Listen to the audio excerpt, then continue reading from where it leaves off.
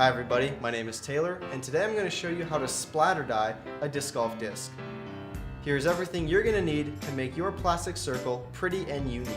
First of all, you're going to need a good size workspace. Something like a table will work really well.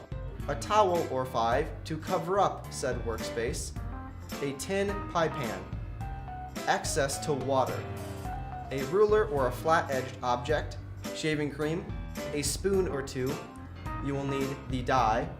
The dye I recommend is called iDye Poly. Everybody besides me also recommends it. There's always a question in the YouTube comment sections about RIT dye. RIT dye used to work, however they've changed their formula, so I wouldn't bet on that unless if you're willing to potentially risk what you are doing. And of course, you are going to need the disc that you are actually dyeing. Make sure that your disc is new or at least very close to it. Something that is beat up, used, or a little bit older just doesn't dye well. So one thing that we need to talk about before we get into the actual dye process is the plastic type of the disc. If you have little or no experience with disc golf, plastic type probably means less than nothing to you. However, it is vitally important to have a good product when you come out. That's simply because different types of plastics will take dye differently. Something like this is an opaque, high quality plastic. This takes dye the best. Every brand, however, will name that type of plastic different. For this particular brand, they call it tournament plastic. Others will call it Gold Line, Fusion, Neutron. Everybody has their own thing, but it's the same thing. I will list at the end of this video all the popular brands and what they call this high quality opaque plastic. There are also other types besides that one that you could do, something that is clear or somewhat clear, like VIP by Westside Discs. This will dye, it just won't dye as well. A branch off of VIP plastic or the like is something called moonshine plastic. It's simply called that because it glows in the dark. If you dye this, it may or may not glow anymore. So keep that in mind if you want to try and risk that, as these typically are just a little bit more expensive than regular discs do. Also, be careful about what colors you use. Common sense will tell you that white is the easiest to dye. Yes, it is, and it also goes over the best. You can try doing something else. However, good luck getting the actual shade that you wanted or the shade that the dye is supposed to be. So now, let's get to the fun stuff. First of all, the disc. I don't care if it is brand new from the store, you're going to need to wash it. Any dust or oil from your hands will corrupt what you are doing. Spray shaving cream into a pie tin. Mix some water into it.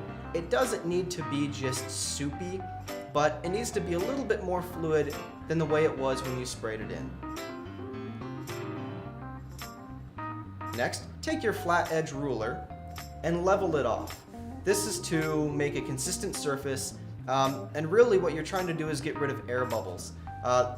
Nothing will kill your design more than air bubbles.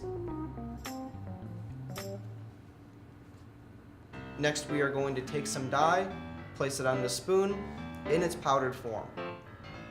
Now there are many ways to get the dye onto the shaving cream mix. However, I found that this way works really well. And by that, you just tap the spoon over the shaving cream mix and it'll give a light fuzzy coating, which for this particular design is really what you want. It's absolutely critical at this stage that you do not get too much dye in one certain area. If you do, it'll create a weird outlined splotchy look that will look something like a disease. Now watch here how I pick up the disc. I put my fingers on the outside rim and then place it where you want the design to lay. Take the disc, shaving cream, dye, pie tin mixture and place it somewhere where it will not be disturbed. Now wait for 7.5 to 8 hours, take it out, wash it, and this is how it looks after it's done.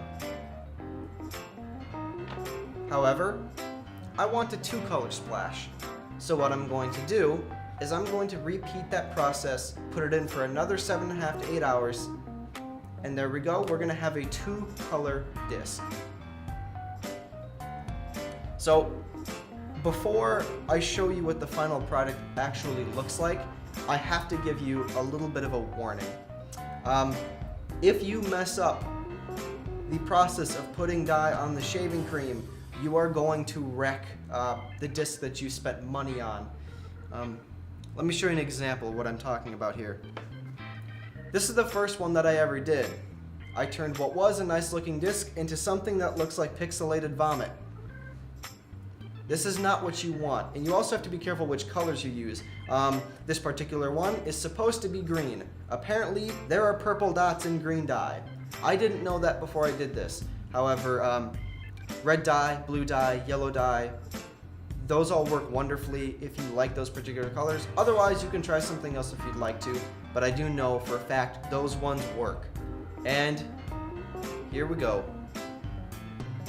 Here is the final product of the red and blue splash that we did on this Latitude 64 fuse.